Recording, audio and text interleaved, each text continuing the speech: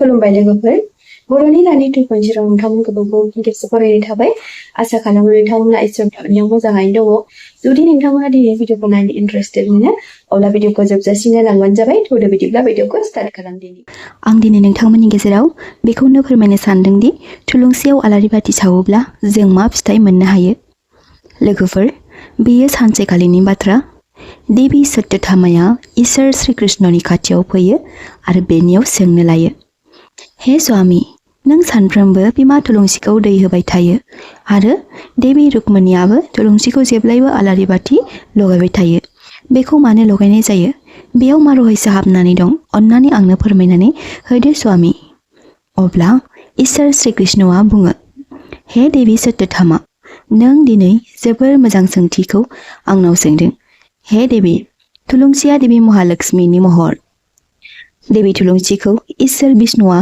जोबोर मोजां मोनो बेखायनो आंबो बेखौ बयनिख्रुइ साबसिन मोजां मोनो जाय सुबुङा जेब्लायबो थुलुंसिखौ दै होबाय थायो अब्ला बैबायदि सुबुंनाव आंनि अननाया अरायबो थाबाय थायो जाय आंनो थुलुंसि बिलाइ होना बावथाय मुवा बावो अब्ला आं बेखौ गोरबोजों नाजावो थुलुंसि बिलाइनि अनगा आं जायखिजाया बावथाय मुवाखौ गोरबोजों नाजावनाय जाया हे देवी आं दिनै नोंनो थुलुंसिखौ दै होनाय आरो थुलुंसिखौ आलारि सावनायनि बागै फोरमायथिगोन बेखायनो नों बे सल'खौ गोसो होना खोनासं जाय आइजोआ बे सल'खौ गोसो होना खोनासंगोन अब्ला बै आइजोआ गावनि जिउनि लोगोरिजों आलो गोजोन संसार मोनजागोन बेनि नखराव सुख सान्तिया साग्लोबसारगोन आरो जेब्लायबो रंजा बाजायै जिउ दैदेनलांनो हागोन अब्ला बिमा सत्यधामाया बुङो हे स्वामी आं बे सल'खौ गोसो होना खोनासंगोन अन्नानै नों सल'खौ फोरमायलांदो बिसि सत्यधामानि खोथाखौ खोनानानै श्री कृष्णआ बुङो हे देवी बेयो पुर्बकालनि सल' मध्यदेश नोगोराव उत्पल मुंनि सासे बैश्यआ गावनि बिसिजों संसार जानानै दंमोन बैश्यनि नखराव जेनिबो आंखाल गैयामोन इसोरनि अननायाव नखराव गासै धोन दौलतनि सुख सान्तियानो दंजोबोमोन नाथाय बिहा मोनसेल' गोनांथि दंमोन थैनाय समाव गावनि सावस्रिखौ अर होनो थाखाय रावबो संतान गैयामोन जायनि थाखाय बियो जोबोर दुखु जायोमोन बियो फिसा सासे मोननो हास्थायनानै गोबां दान पुण्य आरो गिदिर गिदिर फुजा होनो लादोंमोन नाथाय बियो सासेबो गथ'नि बिफा जानो हायाखैमोन नाथाय सानसेखालि बै उत्पल बैश्यआ महामुनि वशिष्ठनि खाथिसिम आगान सुरलाङो बेनि उनाव बियो ऋषि वशिष्ठनि आश्रमसिम सौहैयो गुरु वशिष्ठआ उत्पल बैश्यखौ नुनानै बेखौ गावनि आश्रमाव बरायो आरो गावनि आश्रमाव फैनायनि जाहोनखौ सोङो अब्ला बै बैश्यआ मुनिवरखौ बुङो हे मुनिवर आं जोबोर दुखु आंहा रावबो संतान गैया नाथाय बिना संताननि आं बोरै उद्धार मोननो हानो हे मुनिवर आं नोंनाव बे सोंथिनि फिननाय नागिरनानै नोंनिसिम फैनाय जादों हे मुनिवर माब्लाबाफोर आंजों मिथिस्लाबै गोरोन्थिफोर जाफ्लांदोंबो जानो हागौ जायनि थाखाय आं संताननि सुखौ मोननो हायाखै बेनिखायनो आं नोंनिसिम बेनि सोंथिनि फिननाय नागिरनानै फैनाय जादों अब्ला ऋषि वशिष्ठआ गावनि दिव्य दृष्टिजों नायखांनानै बै बैश्यखौ बुङो हे फिसा नों बै जोनोमाव मिन्थिमोनस्लाबै पाप मावनाय जादोंमोन बेनि थाखायनो नों संताननि सुखौ मोननो हानाय जायाखै अब्ला उत्पल बैश्यआ बुङो हे मुनिवर नों आंनो फोरमायदो आंहा बै जोनोमाव मा गोरोन्थि जाफ्लांदोंमोन अब्ला मुनिवर वशिष्ठआ बुङो हे फिसा नों बै जोनोमाव जि गोरोन्थिखौ मावदोंमोन बेनि सोमोन्दै खोनासं नों सासे अहंकार आखुनि बैश्यमोन नोंनि जोनोमा धनबान कुटुम्बाव जादोंमोन नों थांनाय जोनोमाव मासे मोसौ गायखौ जोबोर दुखु होदोंमोन सानसेखालि मासे मोसौआ गांहाबनाय आरो उखैहाबनायजों नोंनि न'नि लांगोनासिम फैदोंमोन नाथाय नों बै मोसौखौ जानो थाखाय गांसो होआखैमोन आरो लोंनो थाखाय दै गरदसेबो होनाय जायाखैमोन नों जोबोर अहंकार साननायजों बै मोसौखौ न'निफ्राय होखारना हरदोंमोन नाथाय बै मोसौ गाया गावनि फिसाखौ जोनोम होग्रा होग्रि उखैनाय गांनायजों नोंनिसिम फैनाय जादोंमोन बै दिनखालि मोसौ बिमाया गावनि जोनोम जागोदान फिसानो गाइखेर दौनो हायासै जायनि थाखाय दुखु जानानै बै गाया नोंखौ सावहोदोंमोन बै मोसौ गायनि सावहोनायनि थाखायनो नों बे जोनोमाव संताननि सुख सान्तिखौ मोननो हानाय जायाखै रेसिमुनिनि खोथाखौ खोनानानै उत्पल बैसोआ गोसोआव जोबोर दुखु मोनखांनायसै आरो खाफाल हमना बुंनो लानायसै, हाय, आं मा खालामफ्लांखो? आं जोबोर गिदिर पाप मावबोदों। बेनि थाखायनो आं दिनै बेबादि दुखु खस्थ'खौ सहायनो गोनां जादों। बेबायदि बुंना उत्पल बैसोआ ऋषिमुनिखौ बुंबावो, हे मुनिवर, आं बे दायनिफ्राय बारग'नायनि राहाखौ लुबैयो। अन्नानै नों आंनो बेनि राहा लामाखौ फोरमायना होदो। नांगौब्ला आं बेयाव मा मा नांगौ बेनि थाखाय जेसेबां गोब्राबथि जाथायब्लाबो भुगिनो थाखाय राजि। खालि नों आंनो गथ' गथाय मोननायनि राहा लामाखौ फोरमायदो, मानोना शास्त्रआव बुंथिनाय दं, संतान गैयाब्ला जिउ आत्माया माब्लाबाबो उद्धार मोननो हाया होनना। अब्ला बै ऋषिमुनिया बुङो, हे फिसा, संतान मोननायनि मोनसेल' उपाय, नों पुत्र श्रेष्ठ यज्ञ होनांगोन। बे पुत्र श्रेष्ठनि फिथाइ महरै नों फिसा हौवाखौ मोननो हागोन। बे यज्ञखौ होखांनायनि उनाव नों ब्राह्मणफोरनो भजन जाहो आरो दान पुण्य महरै मोसौ गायखौ दान हर। अब्लानो नों बे पापनिफ्राय मुक्ति मोनखांगोन। ऋषिमुनिनि खोथाखौ खोनानानै उत्पल बैसोआ जोबोर गोजोननाय मोनखांनायसै आरो बुंनायसै, हे मुनिवर, नोंखौ जोबोर जोबोर साबायखर बावनाय जाबाय। आं थाबैनो पुत्र श्रेष्ठ यज्ञखौ होगोन आरो मोसौ गायखौ दान हरगोन। बेबायदि बुंना उत्पल बैसोआ थाबैनो गावनि न' फारसे फैफिनो आरो गावनि हिन्जावनो गासै बाथ्राखौ खिन्थानो लायो।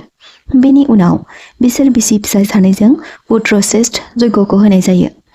गासै गुबुन गुबुन ऋषिमुनिफोरखौ खौरां होना लिंहरनानै उत्पल बैसोआ यज्ञ होनो लायो आरो बै फुजानि ब्राह्मणफोरनो मोसौ गायखौ दान महरै होनाय जायो। बेबादिनो जेब्ला यज्ञआ स्रां जोबस्रांनो हमो अब्ला यज्ञनि अरनिफ्राय अग्निदेवा अथवा अर राजाया नुजाथियो आरो उत्पल बैसोखौ बुङो, हे बैसो, दिनै नोंनि यज्ञ होनाया थारैनो आंनि गोसोखौ गोजोन होदों। नों फिसा हौवा हास्थायनानै बे यज्ञखौ होनाय जादों। बेखायनो नों फिसा हौवाखौ मोननो हागोन, नाथाय नोंनि फिसानि आयुआ मात्र 19 बोसोरसिमल' जागोन आरो 19 बोसोर बारलांनायनि उनावनो नोंनि फिसाया जोबथा हां बोगोन। बेबायदि बुंनानै अर राजाया अरनि सिङाव गोमोरलांफिनो। पुत्र श्रेष्ठ यज्ञखौ होना आरो फिसा हौवा हास्थायना मोगथां महर मोनसिगोन होनना उत्पल बैसोआ खुसि जादोंमोन, नाथाय बियो गोसो सिङाव जोबोर दुखुबो जानायसै। उत्पल बैसोआ सानखांनायसै, फिसा हौवा गैयालासै थास्लायस्लाय खम आयुनि फिसा हौवाब्लाबो जासिगोन होनना। बेनि उनाव बियो सिगांनि बायदिनो गावनि खामानिफोरखौ मोजाङै मावलांफिननो हमो। बेनि दान मोननैसोनि उनाव बेनि बिसिया गोरबोआव थानायसै। उत्पल बैसोआ गोसोआव गोजोनखांनानै फिसा हौवा मोननो थाखाय मा मा नियम खालामनांगौ बेफोरखौ खालामजोबनायसै। बेनि उनाव उत्पलनि बिसिया सासे समायना सग्ल' बग्ल' फिसा हौवाखौ जोनोम होनायसै।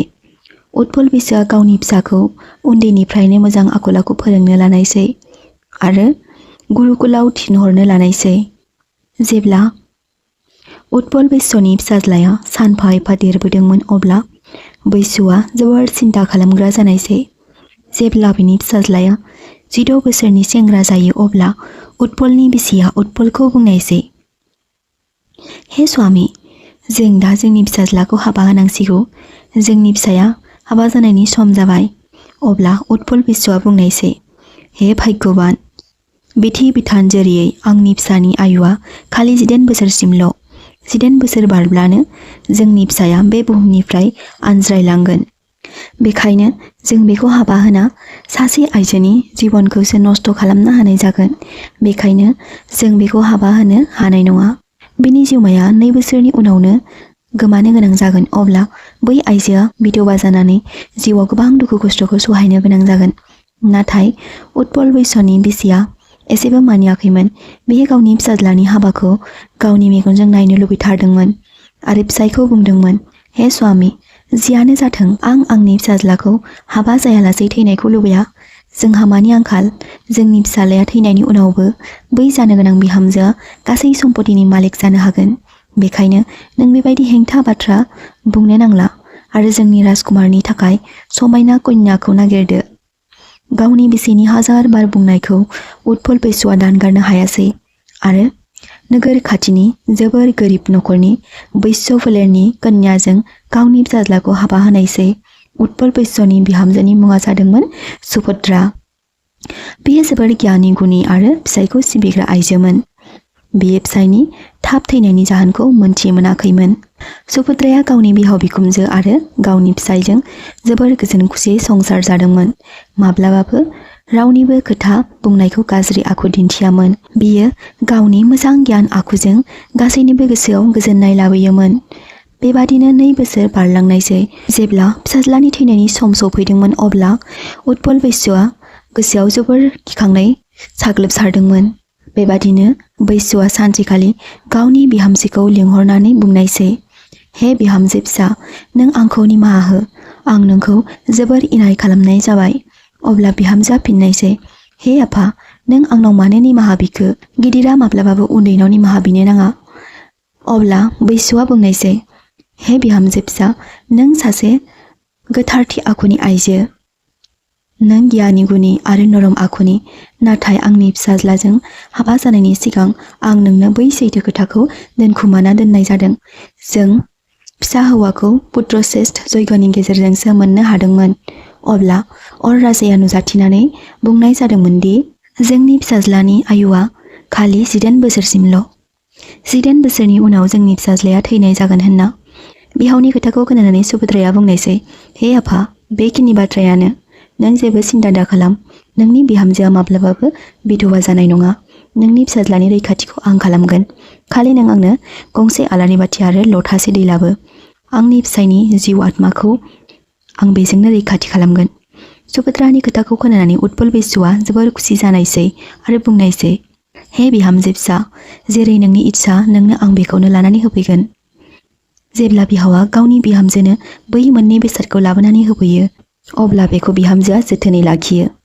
उत्पल बैसोनि फिसाज्लानि थैनाय समा सौफैनो लायो। जाय दिनखालि सुभद्रानि हौवाया थैनो गोनां, बै दिनखालि सुभद्राया फुङावनो सिखारनानै थुलुंसियाव दै होनायसै आरो बेनिफ्राय रैखाथि मोननो थाखाय थुलुंसि बिफाङाव गोजा सि खाना होनायसै आरो खुलुमनानै बुंनायसै, हे थुलुंसि बिमा, आं नोंनो सि गोजा खानानै होबाय। अन्नानै नोंनो आंनि फिसायखौ रैखाथि होदो। बेनि दसे उनाव जमराजानि सासे दुतआ उत्पल बैसोनि फिसाज्लानि जिउमाखौ लांनो थाखाय फैमारनायसै। जेब्ला बियो बैसोनि न' फारसे फैदोंमोन अब्ला बिमा थुलुंसिया बेखौ होबथानायसै आरो बुंनायसै, हे जमदुत, बे नखरनि आइजोआ आंनो सि खानानै होदों, बेखायनो आं बेनि सुहाखौ रैखाथि होगोन। नों बिसोरनि न'आव हाबनो हाया। बेबायदि बुंना थुलुंसि बिमाया बै जमराजानि दुतखौ बिसोरनि न' फारसे थांनो होआसै। बै दुतआ गिनानै सुभद्रानि फिसायनि जिउ आत्माखौ लाङाबालानो जमपुरियाव थांफिननायसै। जमपुरियाव थांनानै बियो जमराजाखौ बुंनायसै, हे धोरोमराज, आं थोरथिल'गाव सासे हौवानि जिउ आत्माखौ लायनो थांदोंमोन, नाथाय थुलुंसि बिलाइया बेखौ होबथादों। बै थुलुंसि बिलाइनि थाखायनो आं न'आव हाबनो हायाखै। बेनि बाथ्राखौ खोनानानै जमराजाया जोबोर रागा जोंखांनायसै आरो गावनि 2 जमदुतखौ लिंहरनानै सुभद्रानि न'आव सुभद्रानि फिसायनि जिउमाखौ लायनो थिननायसै आरो बुंनायसै, हे दुत, जेब्ला थुलुंसि बिलाइया उन्दुलांगोन अब्ला नोंसोर बै सुभद्रानि फिसायनि जिउमाखौ लानानै फै। बेबादिनो मोनाबिलि समाव जमराजानि 2 दुतआ सुभद्रानि न' फारसे ओंखारलाङो। सुभद्राया बेलासि जानाय लोगो लोगो थुलुंसि गुदियाव आलारि बाथि सावनानै बुंनायसै, हे जोंबाय थानाय आलारि, नों आंनि हौवानि जिउमाखौ रैखा खालाम। जमदुतफोरा आंनि फिसायनि जिउमाखौ लांनो फैगासिनो। थुलुंसि बिलाइया उन्दुलांनाय लोगो लोगो बै 2 जमदुतआ सुभद्रानि न'आव फैनायसै आरो साननो लानायसै, दा जों बै सुबुंनि जिउमाखौ लानानै जमपुरियाव थांगोन। जेब्ला बै दुतफोरा सुभद्रानि न'आव हाबनो नागिरो अब्ला जोंनाय आलारि बाथिनि अरा बिसोरनि लामाखौ होथेनायसै आरो बुंनायसै, ओइ जमदुतफोर, नोंसोर दा सुभद्रानि फिसायनि जिउमाखौ लानानै थांनो हाया। बेनि बिसिया आंखौ फिसायनि जिउखौ रैखाथि होनो थाखाय प्रार्थना खालामदों। बेखायनो आं थासान्दियाव नोंसोर दिनै सुभद्रानि फिसायनि जिउमाखौ लांनो हाया। नोंसोर दानो थांफिनदो, नङाब्ला नोंसोरखौ दानो अरनि दोहौजों खामग्लिहोजोबगोन। बै आलारि बाथिनि बेबायदि खोथाखौ खोनानानै बै जमदुतफोरा सुभद्रानि न'निफ्राय गिनानै जमपुरिसिम थांफिननो लानायसै।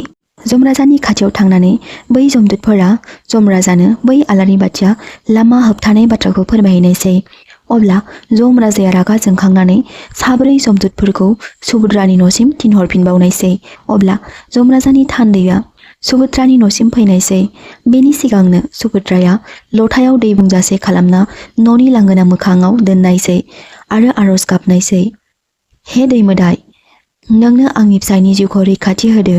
जमनि साब्रै दुतफोरा आंनि फिसायनि जिउखौ लांनो फैगासिनो। नों बेनिफ्राय आंनि फिसायखौ रैखाथि होदो। बेबादि बुंना बै सुभद्राया उन्दुनो थाखाय थांनायसै। जेब्ला बै जमदुतफोरा सुभद्रानि न' सिङाव हाबनो नागिरो अब्ला बै लथानि दैखुंगुरा बिसोरनि सिगाङाव नुजाथिनायसै आरो बुंनायसै, हे जमदुत, आं नोंसोरखौ सुभद्रानि फिसायनि जिउमाखौ लानानै थांनो होआ। मानोना सुभद्राया फिसायनि जिउमाखौ रैखाथि होनो थाखाय आंखौ प्रार्थना खालामदों। जुदि नोंसोर अख्रायै सुभद्रानि फिसायनि जिउमाखौ लांनो नागिरो अब्ला नोंसोरनि नरकलकनि अरखौ खोमोरना दैजों गबोहोगोन। दैखुंगुरनि खोथाखौ खोनाना बै साब्रै जमदुतफोरा गिखांनायसै आरो गावजों गाव मोखांजों मोखां नायलायनो लानायसै। बेनि उनाव गिखांनानै बिसोर जमफरिसिम थांफिननो लानायसै। बेयाव सौहैना बिसोर दैखुंगुरनि गासै बाथ्राफोरखौ जमराजानो फोरमायहैजोबनायसै। अब्ला जमराजाया रागा जोंखांनानै गावनो सुभद्रानि न'सिम फैनो लानायसै। जेब्ला सुभद्राया जमराजाखौ नुयो अब्ला गोसोआव गिखांनाय मोनो आरो बिनि मोखाङाव नायना आखाइ खबजबना बुङो, हे जमफरिनि राजा, नोंथ' साथाम सुबुंफोरखौ जिउ दान होफिननो हाग्रा गेदेमा मोदाय राजा। बे संसारनि जिब जिबिफोरनि पाप पुण्यनि लेखा बिजाबफोरा नोंनि आखायावनो दङ। हे न्याय खालामग्रा मोदाय राजा, आं सासे सैथोखौ फुजिग्रा आरो फिसायखौ गोरबोजों अनसायग्रा आइजो। आं नोंखौ बारंबार खुलुमो, अन्नानै नों आंखौ आशीर्बाद हो। सुभद्रानि गुरै आखु आरो गियाननि गुनि महरखौ नुनानै जमराजाया गोसोआव गोजोननाय मोनो आरो गाव मिथिस्लाबै हरखाबै जमराजाया बुंफ्लांनायसै जे नों अरायबो फिसायजों अनज्लायना रायजो जालांनो हाथों होनना। बेनि उनाव बियो सुभद्रानि फिसायनि जिउमाखौ लायनो थाखाय आवगायनो हमो। अब्ला सुभद्राया बुङो, हे धोरोमराज, नों दासो आंखौ अरायबो फिसायजों आलो गोजोन संसार मोनजाथों होनना बोर सास्रिबाय। दा नों आंनि फिसायनि जिउमाखौ लाङोब्ला नोंनि आंनो बोर होनाया नंखाय महर जागोन। बेनि उनाव जमराजाया सुभद्रानि खोथाखौ खोनाना थाथ'यो आरो बिनि मोखाङाव नायना मिनिस्लु जायो आरो गोजोननायजों बुङो, हे सुभद्रा, नों जोबोर रैरुब आखुनि आइजो। नों दिनै नोंनि गियाननि गुनि आखुनि थाखायनो थैनाय जिउमाखौबो गोदान जिउ होफिनबाय। आं नोंनि फिसायखौ अकालै थैनायनिफ्राय रैखाथि होबाय। हे सुभद्रा, नों गोसोब्ला आंनाव बोर बिना लानो हागोन। बुं, नोंनो मा बोर नांगौ? हे धोरोमराज, आंनि फिसायनि आयुखौ 100 बोसोर खालामना हो। आं आंनि फिसायखौ नागारना थांना थानो हाया, बेखायनो नों आंनो बे बोरखौ होदो। अब्ला जमराजाया बुङो, हे फिसा, नोंनि हास्थायनाया अरायबो जाफुंगोन। बेजों लोगोसे आं बेखौबो बुंगोन, जाय आइजोफोरा गावनि न'आव थुलुंसि गायना आलारि सावगोन आरो बेनो दै होगोन, अब्ला बेबायदि न'खराव आंनि दुदा माब्लाबाबो हाबनाय नङा। बेबायदि बुंना जमराजाया बेनिफ्राय थांफिनो। बेनि उनाव श्री कृष्णआ सल'खौ खिन्थानायनि गेजेरजों सत्यधामाखौ बुंबावो, हे देबि, बेबादिनो सुभद्राया गावनि फिसायनो जिउ दान होनो हाफिनदोंमोन। बेनिखायनो जाय आइजोफोरा सानफ्रामबो थुलुंसि बिफांखौ आलारि बाथि सावगोन आरो बेखौ दै लुगोन, अब्ला बेबादि न'खराव जम थान्दैया हाबनो हानाय नङा।